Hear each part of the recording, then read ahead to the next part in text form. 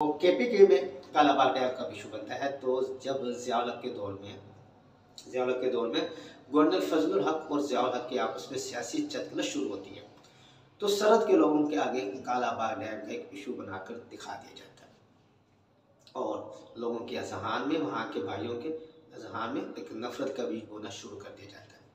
कुछ ही अर्सा गुजरता है, ANP अवामी नेशनल पार्टी भी अपनी सियासी साख की बहाली बचाव के लिए सरहद के लोगों में यही चूरन बेचती नजर आती है कि कालाबाग डैम यहाँ के लोगों के लिए नुकसानदेह है।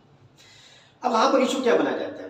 देखिए जी, वहाँ का भी इशू ऐसा है जो काबिल हल नहीं है। क्या इशू बनाया जाता है? इससे इशू जो केपी की तरफ से आते हैं, दो तरह से इशू आता है।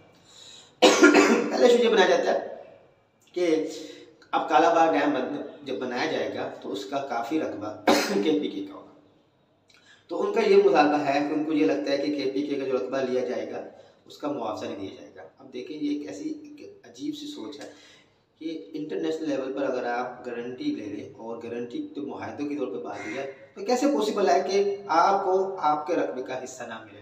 और फिर दूसरा इशू बना देता है कि जो शहर है डूब जाएगा, जबकि ऐसा कालाबाग डैम में कोई प्लान नहीं है। कालाबाग डैम उस इलाके के करीब